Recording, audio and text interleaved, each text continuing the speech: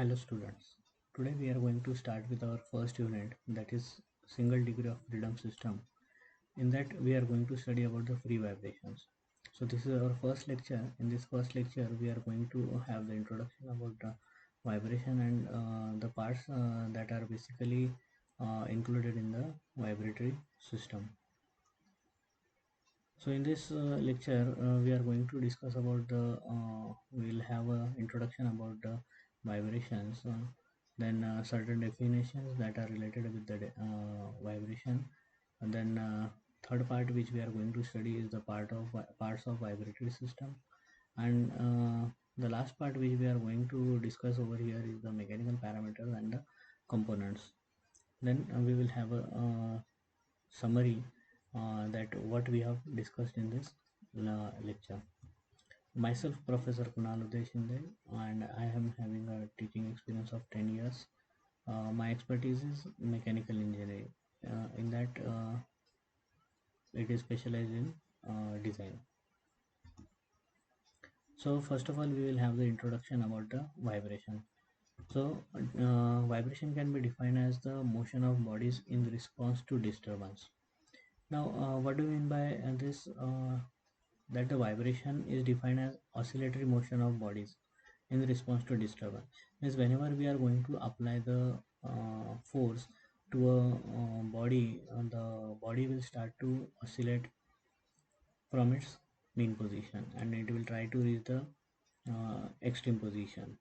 Okay, and again it will start again it will try to come back to its mean position, or we can say that it will try to come back to its uh, equilibrium position. So oscillations occur due to the presence of restoring force. As I have already discussed that the body will try to come back to its mean position. So this body tries to come back to its mean position because of the restoring force. So all the bodies having mass and elasticity are capable of producing vibration. The mass is inherent of the body, and elasticity causes relative motion among its parts. So because of the presence of the elasticity, the vibration in the parts takes place. So when body particles are displaced by the application of force, the internal forces in the form of elastic energy are present in the body. These forces try to bring the body to its original position. As discussed in the definition, that the presence of restoring force, because of the presence of the restoring force, the body tries to come back to its original position. So this restoring force is nothing but it is the internal force that is present inside the elastic body, as present in the form of elastic energy in the body. So this restoring force tries to bring the body to its original position. So at equilibrium position, that is the mean position, the whole of the elastic energy is converted into the kinetic energy, and the body continues to move in opposite direction because of it. So when the body is at the equilibrium position, or we can say that the mean position, the elastic energy, so the spring mass system consists of the elastic energy. Okay, but when we apply the external force, this elastic energy is converted into the kinetic energy, and because of this the body continues to move in the opposite direction. The whole of the kinetic energy is again converted into elastic or strain energy, due to which the body again returns to its equilibrium position. So when this elastic energy is converted into kinetic energy, at that time the body um, gets displaced from its mean position, and it reaches to the extreme position. But after reaching to the extreme position, this kinetic energy is again get converted into the elastic energy, and this elastic energy tries to bring the body to its equilibrium position. This elastic energy acts as the restoring force. So in this way, vibratory motion is repeated indefinitely and exchange of energy takes place. So because of the exchange of the energy in the system or the body, Because of this exchange of the energy, the body oscillates and oscillate, or we can say that it vibrates. So thus any motion which repeats itself after an interval of time is called vibration or oscillation. So we have discussed about the vibration. So we know that whenever the external force is applied to the system, the body gets displaced from its mean position and reaches to the extreme position, and vice versa. So what do we mean by where we can find these vibrations? So vibrations are everywhere. First we take the example of human body. So in human body, where we can find vibration, we can find the vibration in eardrums, then vocal cords, walking and running. So in eardrums, here the external force which will be acting on the eardrums will be the sound. So this sound is going to produce the disturbance on the eardrums, and because of this we are going to have the vibration in the eardrums. For vocal cords, as we talk, at the time of talking we can feel the vibration that is taking place in our vocal cords. Then second, if we take the example of vehicles, so in vehicles this vibration occurs because of the residual imbalance of the engine's locomotive wheels.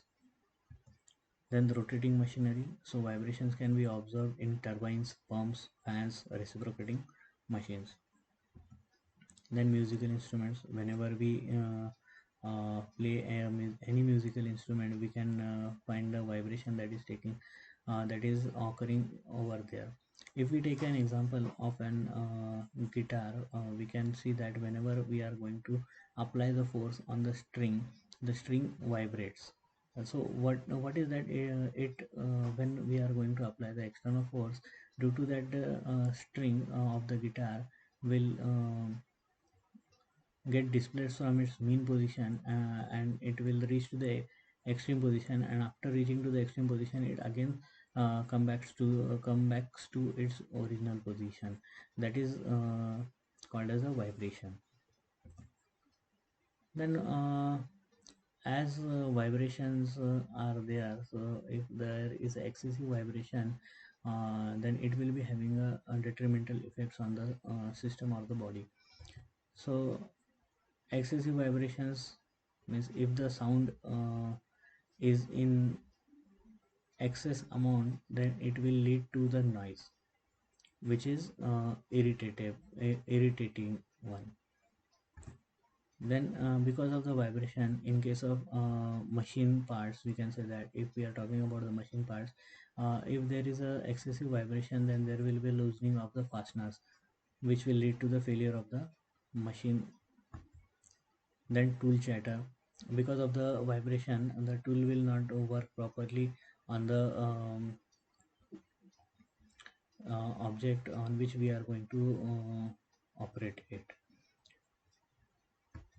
Then the fatigue failure, because of the vibration there will be a continuous cyclic loading will take place, means automatically there will be compressive as well as the tensile force will be acting simultaneously on the system, and because of this simultaneous loading there will be a failure will take place on the machine.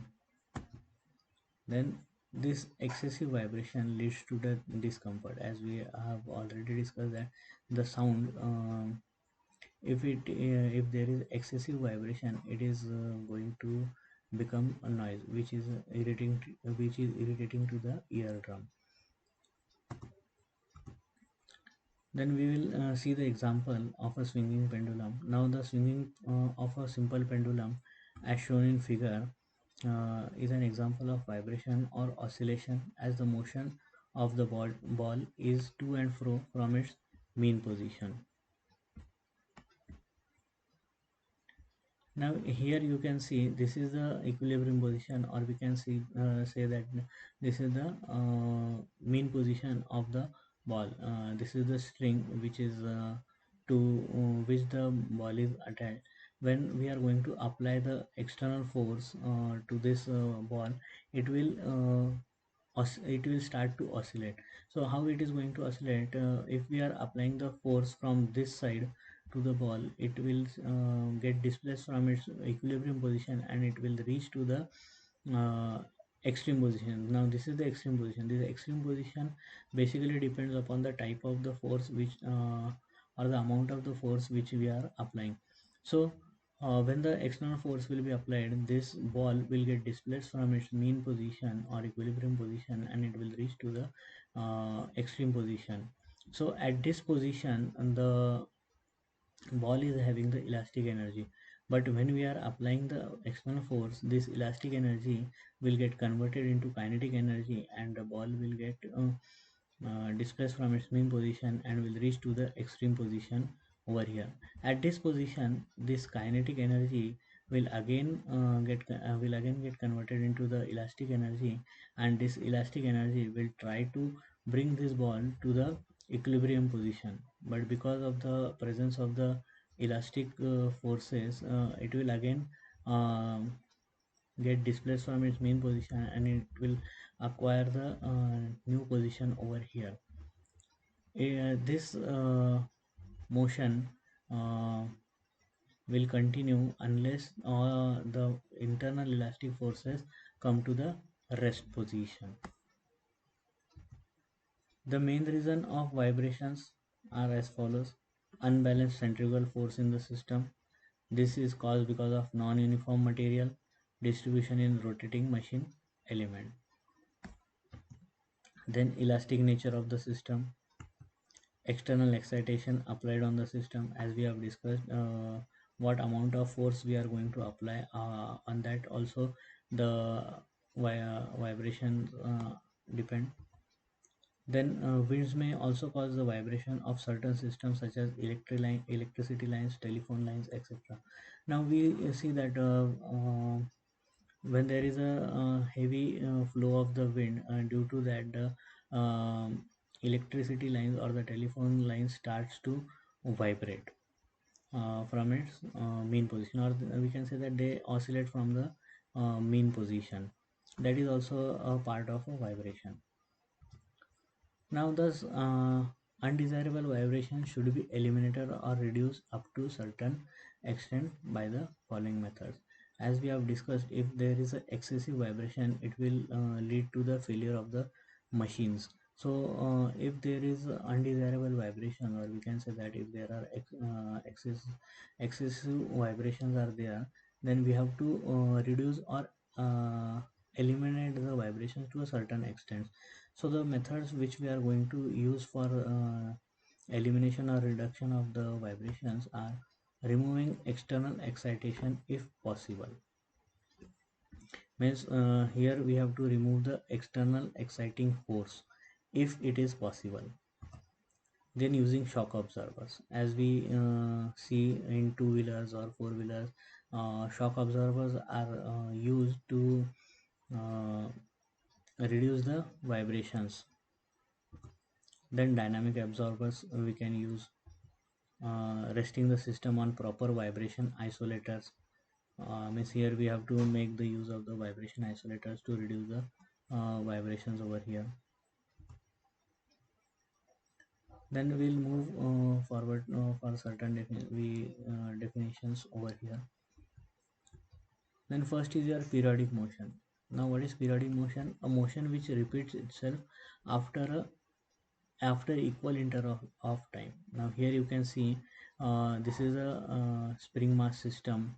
This is the spring and this is the mass attached to the system.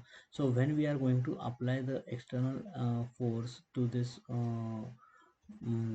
mass over here in this direction, due to that what will happen, this is the main position, and as we are going to apply the external exciting force in this direction, the mass will get displaced from its mean position and it will reach to the extreme position, and again it will try to come back to its original position. But because of the presence of internal elastic forces, it will again pass the mean position and reaches to the other side over here. Because of this, there will be a change in the amplitude. Now here you can see this is the mean position over here, but when the external excitation will be applied, it will reach to the extreme position, and when it will reach to the extreme position, we can see this is the sinusoidal waveform which we are going to get over here. Again, when it will get released from the extreme position, it will reach to the mean position as shown over here, but it will not get stop over here, and it will again move in this direction, and again will try to come to the mean position. But because of the internal elastic forces, this body will oscillate over here. Okay, and due to this oscillation, we will get a sinusoidal waveform. This type of vibration is called as a free vibration, because here we are removing the external exciting force, and the body remains in the state of oscillation because of the internal elastic forces present in it. So according to this definition, a motion which repeats itself after equal interval of time is called as periodic motion. Now here you can see this is the motion which is being repeated after a equal interval of time. Now here we will have the time on the x-axis, and y and amplitude on the y axis. Now this position is called displacement from the mean position is called as amplitude. Okay, now on x-axis we are having the time. So motion which repeats itself, now here we can see this is the motion which is repeating itself at a particular at a equal interval of time. Now here we can see there is equal interval of time, so this is called as your periodic motion, means the motion which is taking place at a certain equal intervals. So time period, so time taken to complete one cycle. Now here we can see this is the complete one cycle, right from this point up to this point. So this is called as your one cycle. Means when we are going to apply the external exciting force, the mass will get displaced from its mean position and reach to the extreme position. Again it will come to the mean position, and again it will get displaced in this direction. So the time required to complete one cycle is moving from the mean position and again coming to the mean position. This is called as your one cycle. So the time required to complete this cycle is called as your time period.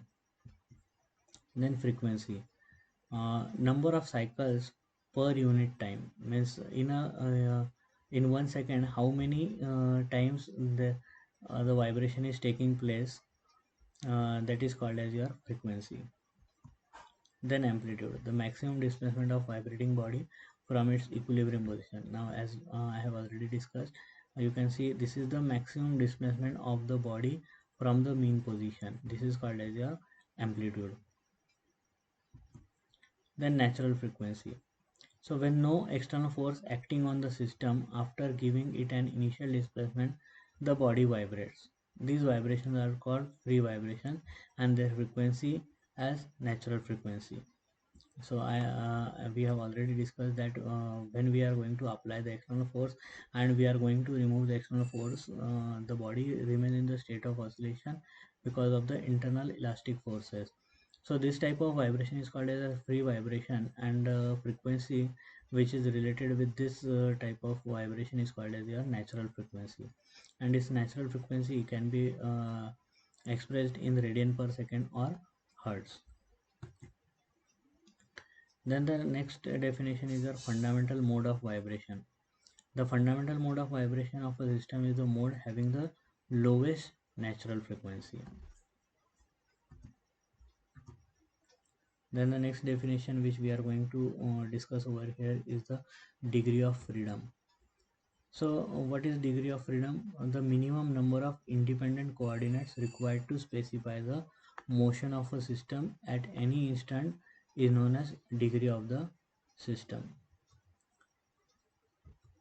In general, it is equal to the number of independent displacements that are possible.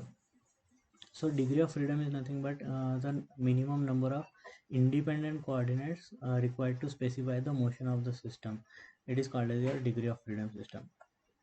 Now this number varies from 0 to infinity.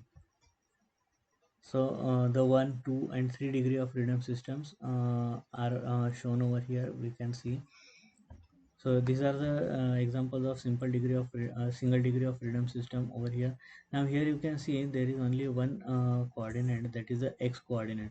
This is the independent coordinate which is used to specify the motion of the system. So this is the these are the examples of your single degree of freedom system. Means they are having only one direction.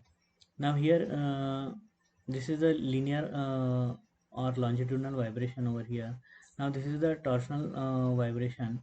Now here in torsional vibration we can see that there is only one coordinate which is going to specify the motion of the system, that is the angular displacement.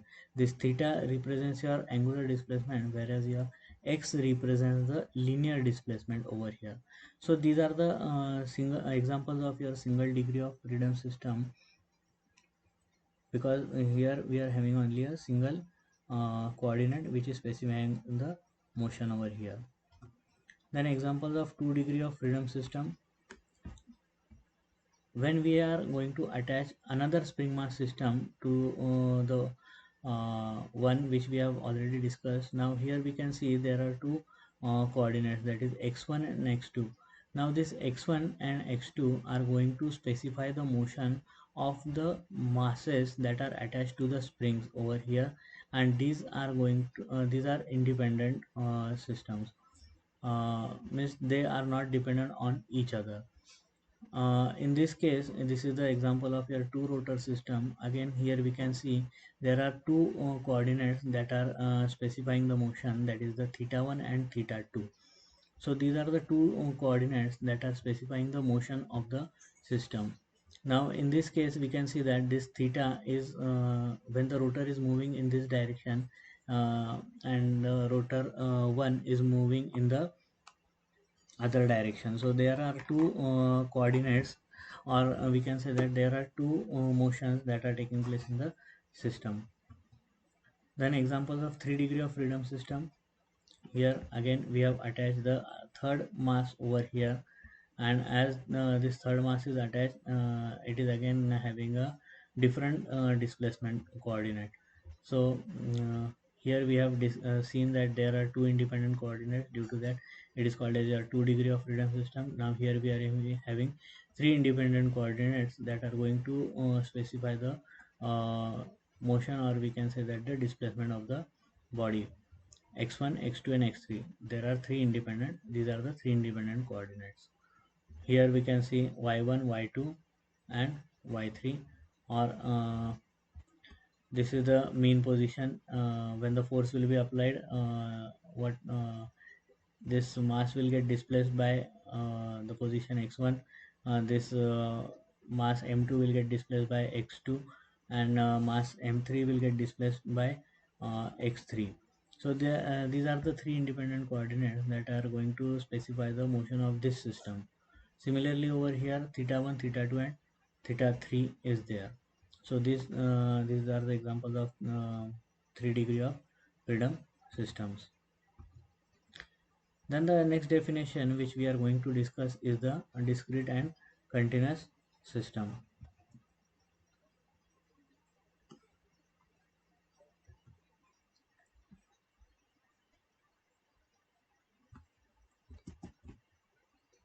So many particle systems, that is small and large, or structures can be described with finite number of degree of freedom system. These are referred to as discrete or lump parameters. So when we can specify the number of degree of freedom system of any number of degree of freedom of any system, then that type of system is called as your discrete or lump parameter system. Then there are certain structures which are having the infinite number of degree of freedom. So that type of systems can be called as your continuous or distributed systems. In most cases, for practical reasons, continuous systems are approximated as discrete systems, with sufficiently large numbers, lump masses, springs, and dampers. This equates to a large number of degrees of freedom, which affords better accuracy. Now here we can see this is a example of your discrete and continuous system. Now here we can see that this is a example of your cantilever beam. Now when we are going to apply the external force, and due to that the cantilever beam will move in this direction. So this will be having infinite number of infinite degree of freedom. So here we can see that we have divided this uh, bar uh, into a finite number of degree of finite degree of freedom system.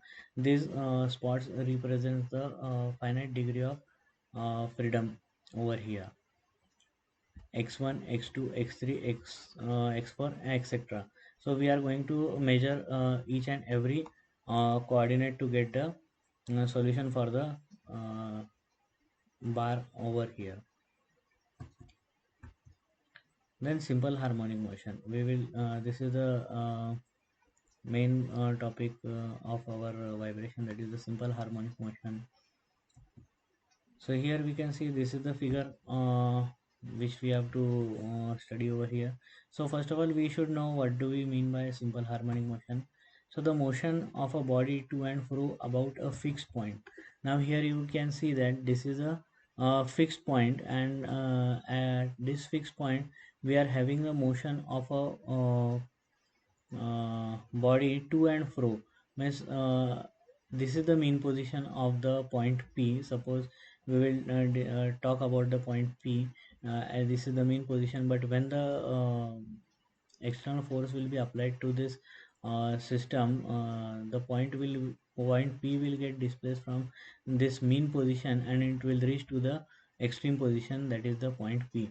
Again, because of the elastic forces, it will try to come back to the mean position, and again it will get displaced from the mean position, and it will reach to the extreme position as shown over here. Okay, so this type of motion is called as your simple harmonic motion. This motion is periodic, as we can see over here. This is the periodic motion. Again we will get a sinusoidal waveform over here. The motion of a simple pendulum is simple harmonic in nature. The simple pendulum which we have discussed earlier, it is also having a simple harmonic motion.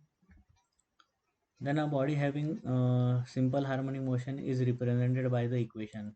Now how we can represent the body having the simple harmonic motion? It is shown in this equation: x is equals to a sine theta. Now here we can see this is the angular displacement. Here we are having the angular displacement in case of your simple harmonic motion. So this can be represented by this can be given as a sine theta, where your a represents the amplitude and theta represents the displacement. Now this theta can be denoted by omega t. Now here you can see theta is equals to omega t, which gives you the angle of the displacement.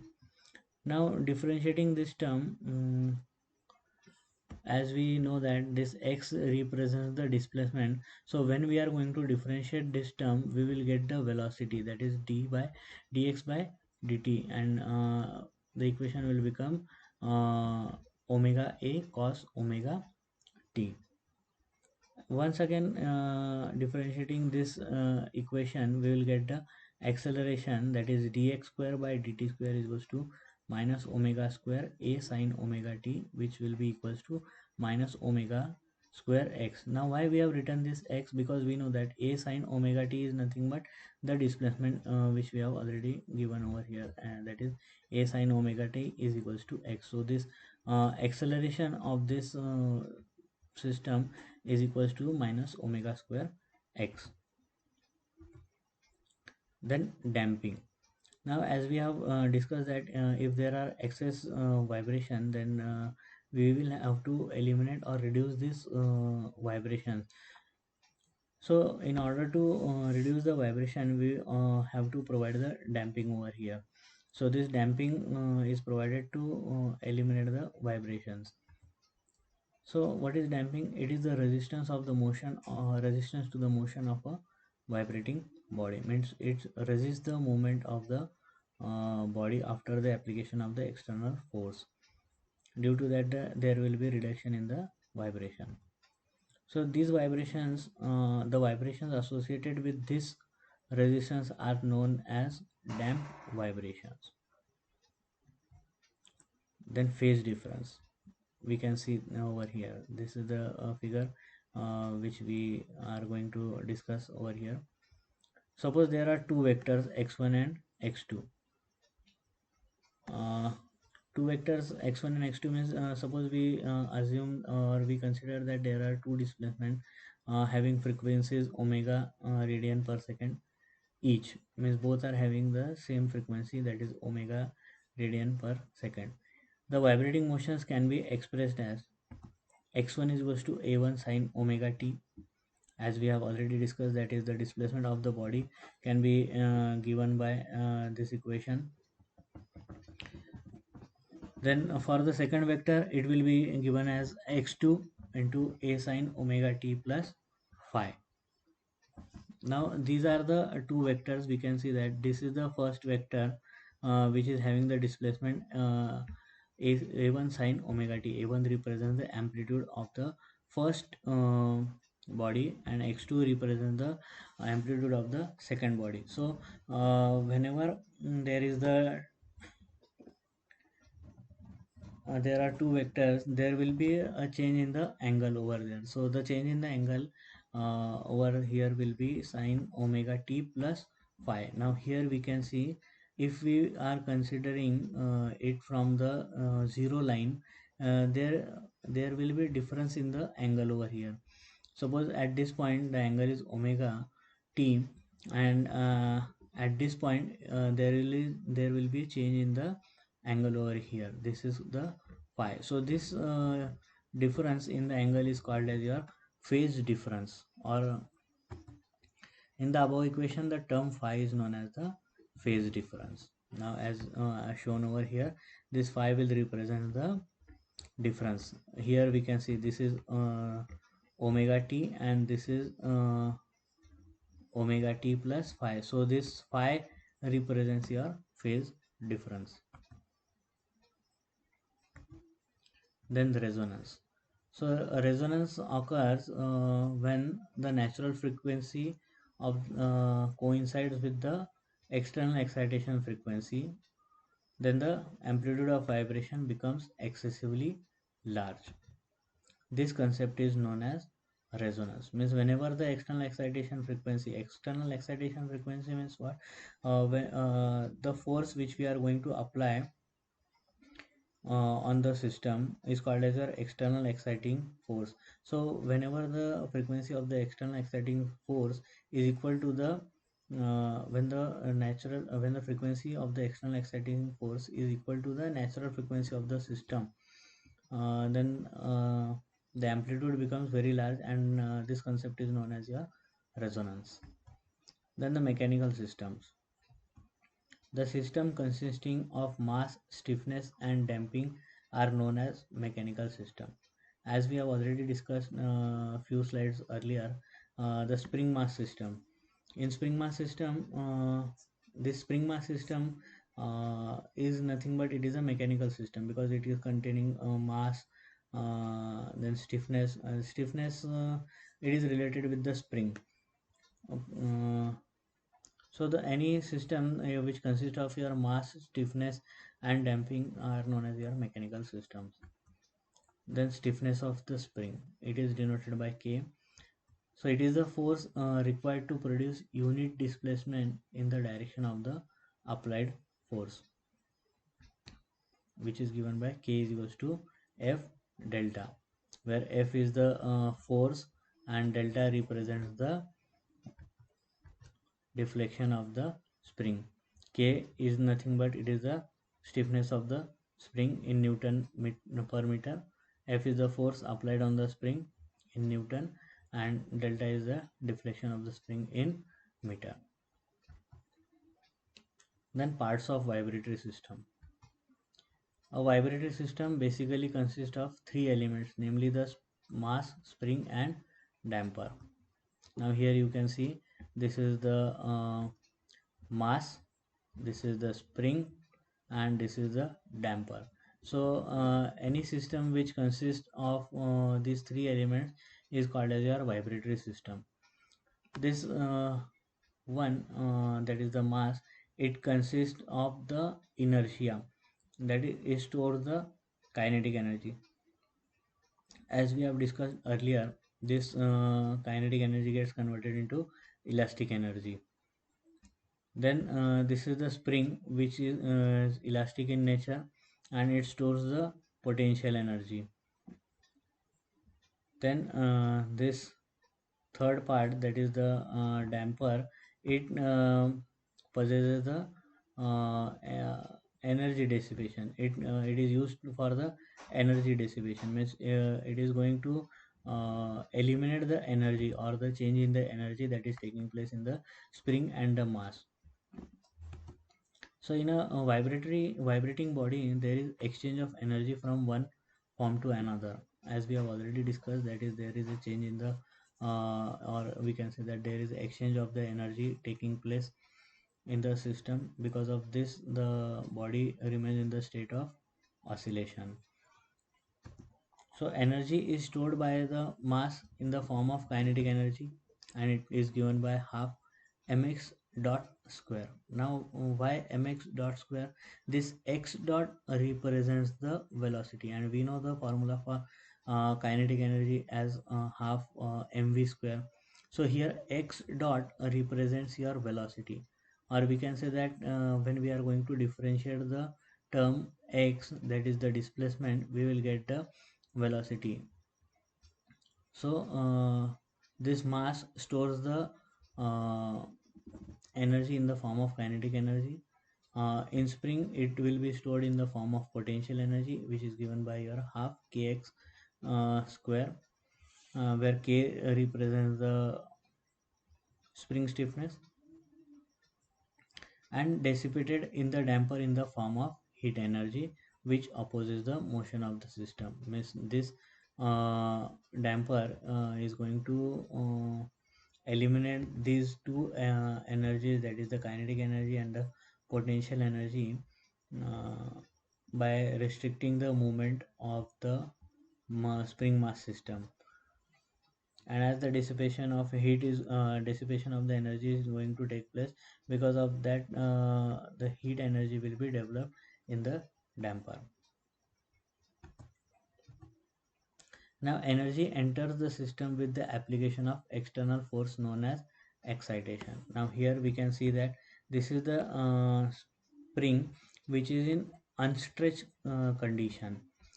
But when we are going to attach the mass to this spring will get stretched from its mean position, and it will reach to the extreme position. Means there will be a certain deflection is going to take place over here.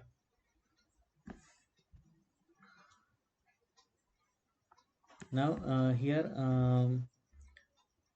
the energy enters with the application of the external exciting force. Now here you can see this is the main position, but as soon as we are going to attach the mass at this point, the spring is going to get displaced from its main position, and it will reach to the extreme position. The excitation disturbs the mass from its mean position, and the mass goes up and down from the mean position. So when we are going to apply the force, this F represents the external exciting force which we are going to apply over here, and due to that, again we can see that this spring is displaced from again from this position, and reach to the other position. So this mass spring mass system gets disturbed from its um, mean position over here. And if we remove this force, the body or the spring mass system will start to oscillate. over here, and it will continue unless the internal elastic forces comes to the rest position. The kinetic energy is converted into potential energy and potential energy into kinetic energy. As we have already discussed that there is a change, or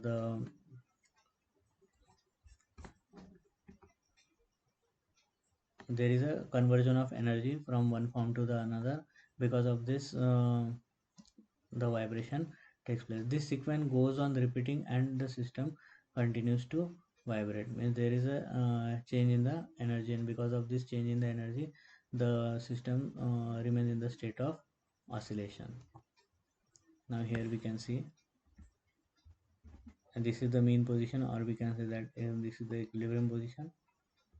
But when we are going to apply the force, the body is going to get displaced from its mean position, and it will reach to the new position x. Again we are going to apply the force, it is going to get displaced from the earlier position and reach to the next position.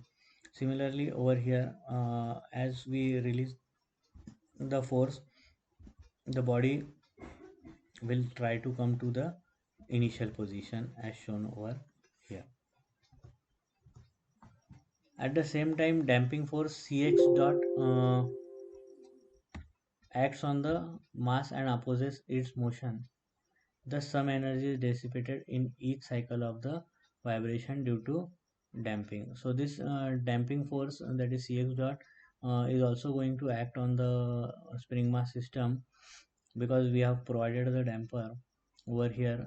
So, the exchange of energy from one form to the another will be dissipated in each cycle of vibration, and because of this damping, the free vibration die out and the system remains at its static equilibrium position.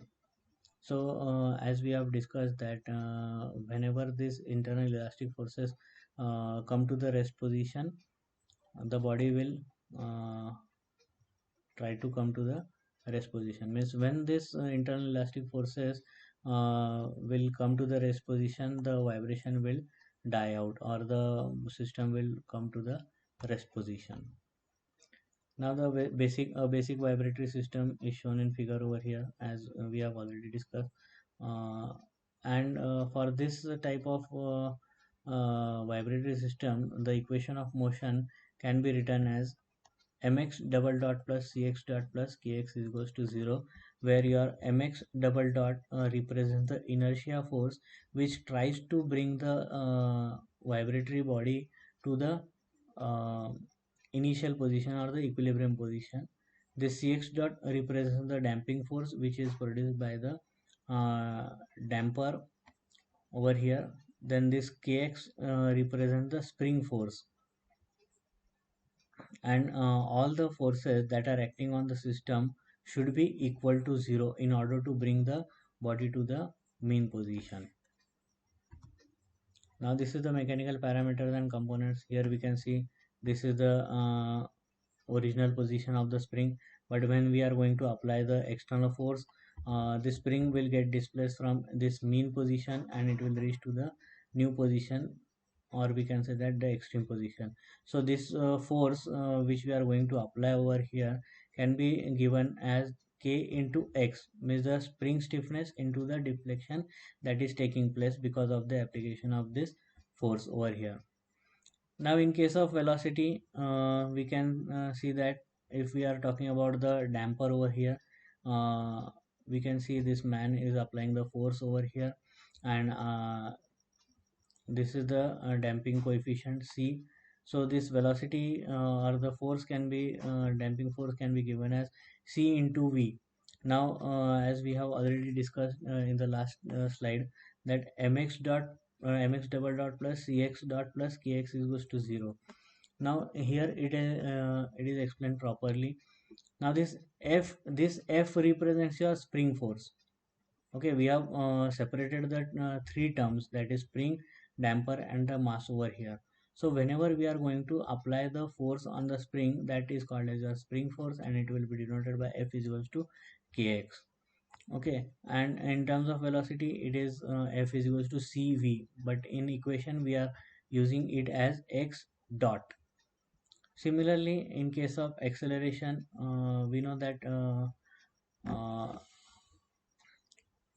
inertia force is nothing but it is the product of your mass into acceleration. So inertia force can be written as F is equals to ma. So this is the inertia force. So inertia force which we are talking over here, but instead of a we are using the term as x double dot because we are differentiating the displacement twice, so that we will get the acceleration over here. So in this lecture, we have discussed about the definition of the vibrations, then certain definitions that are related to the vibrations.